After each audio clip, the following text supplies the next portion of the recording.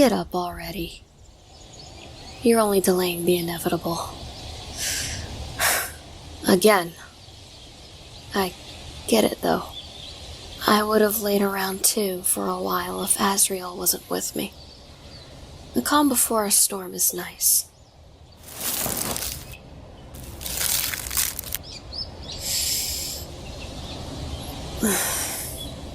Fascinating.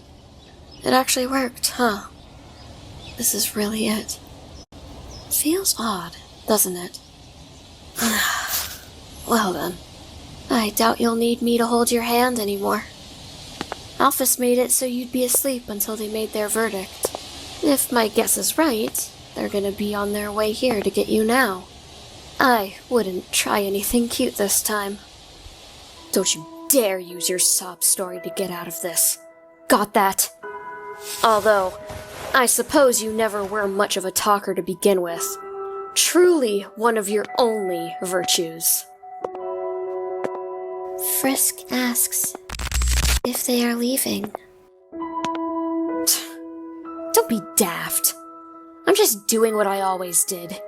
Give you advice. Not like I can. Just yet, anyway. No. I'm probably just stuck to you forever.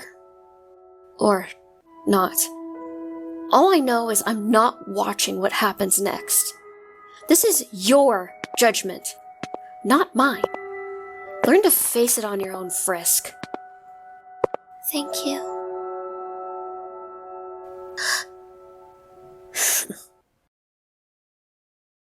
Use my name again, and there won't be receipts next time.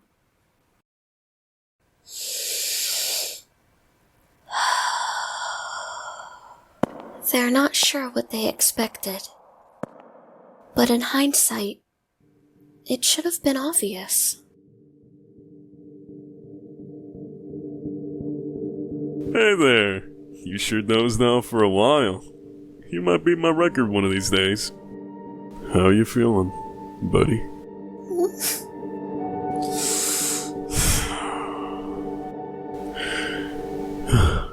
Yeah, you're right. Let's put the small talk to the side. I'm the judge, after all. So, I'll tell you the verdict we came to. First, we needed to find Alphys. We all had a weird signal go through our heads when you reset.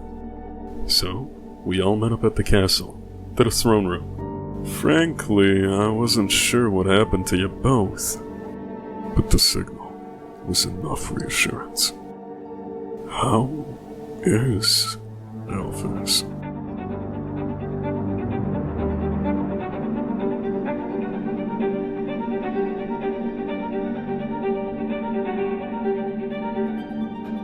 Well, obviously gave her the usual shtick. Good old judgment and all that. To rub it in that she lost, of course. Like any good winner. But, yeah. We're okay. Then, of course, we started the discussion. Alphys, me, Papyrus, Undyne, and Mettaton had varying opinions on it to help the Queen and King judge over the footage. Although, Mettaton was barely paying attention.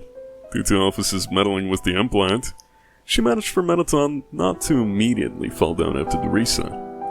So, he was mostly posing for the majority, just glad he can move freely again.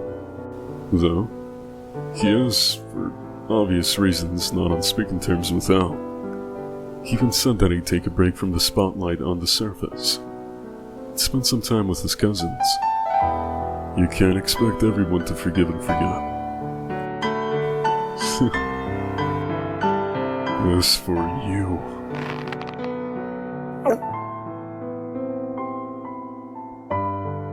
Well, it's a unique situation to say the least.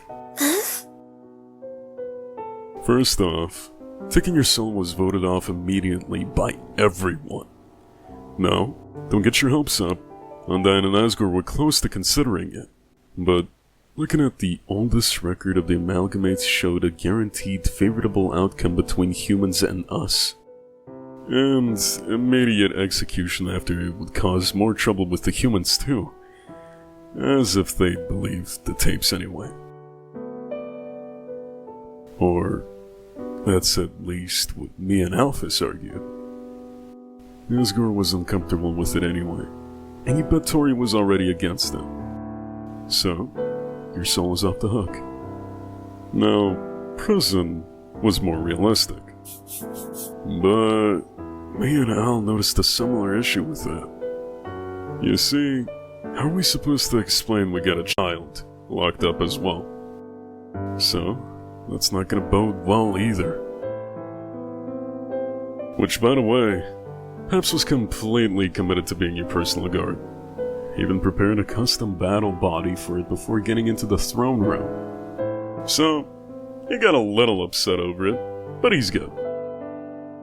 Speaking of guard, actually, your little speech I apparently missed got Undyne to finally fess up to Peps about the training. The Royal Guard was going to be disbanded anyway, but I'm glad he's getting that closure. I expected him to sulk over it, but he took it surprisingly well, even saying he's discovered the true purpose in being the greatest friend of all, or how he calls it, the ultimate coach for greatness! Can't deny, he sure is good at that.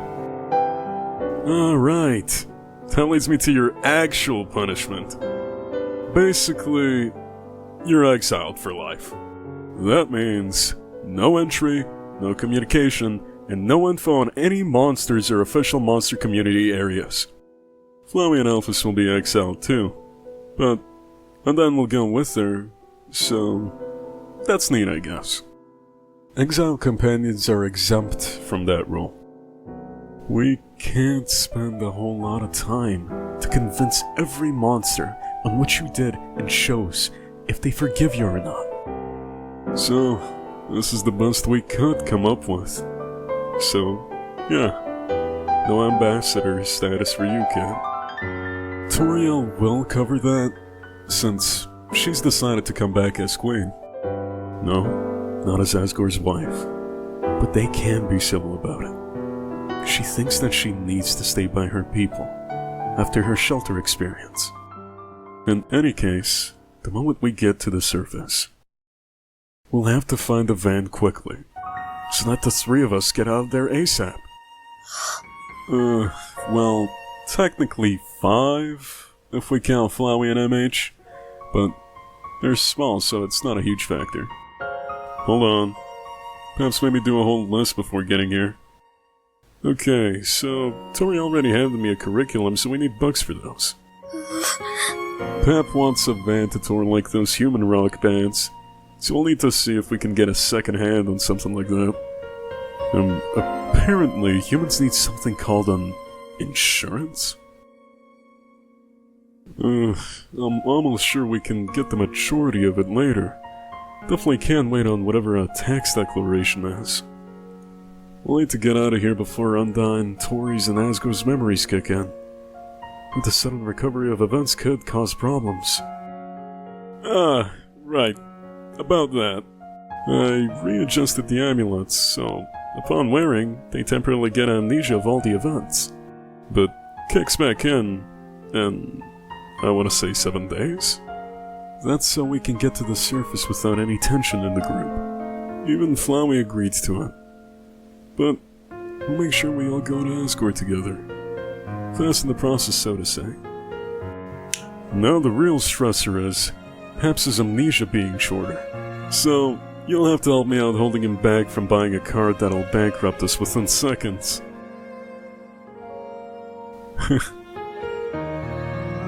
My bad. Must have forgotten something. You don't think you could escape Pep's betterment program like that, right? Right.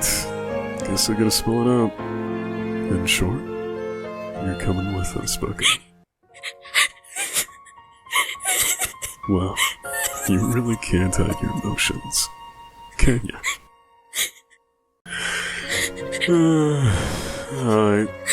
One where it won't hurt. Come here. Pal.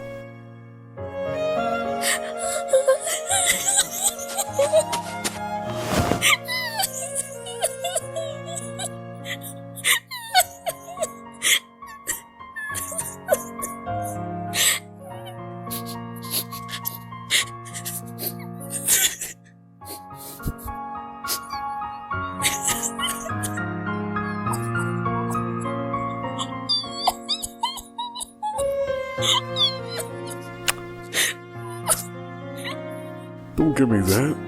We're set to give you one for her. Get back to crying already. That was a... Never mind.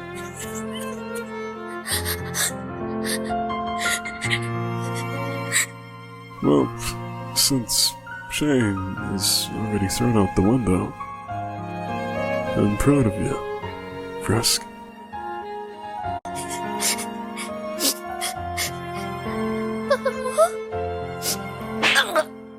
What you did was awful. You get off way too easily with just an exile. Don't you ever forget that. They nod.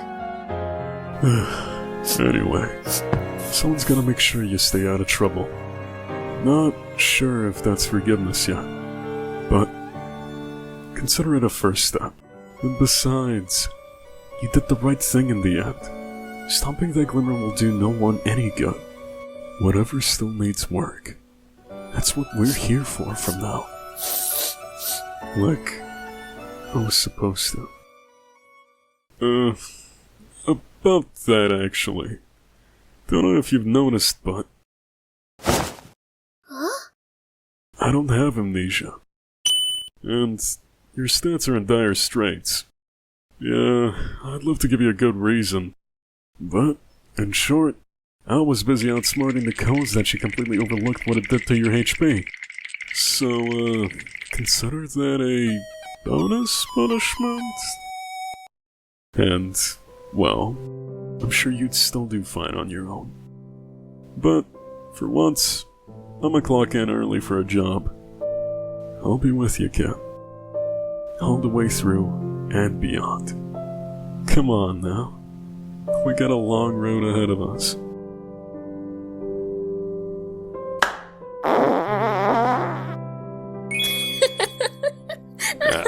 Never gets old. Good to see you happy, Frisk. Let's go then. We got better things to do. Right.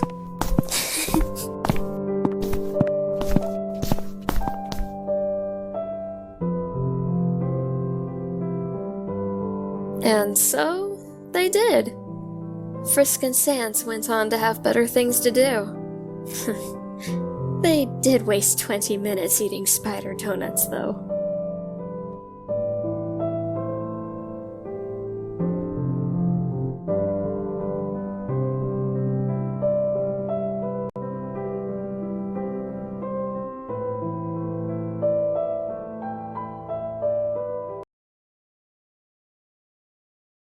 Hey, Sans, can we talk for a second, please? You? Interrupting my chore? This ought to be interesting. Don't give me that tone just because you've become 20% more productive, Sans. Damn, 20? That's way over my mandated productivity. I demand more nap times then. Oh, shut up! Whatever. The point is, something is wrong with Frisk. Eh? You sure? I told you, the pile was fine. They just weren't prepared for it. No, not that. The left picture is from our departure 9 months ago. The right is from yesterday's dinner.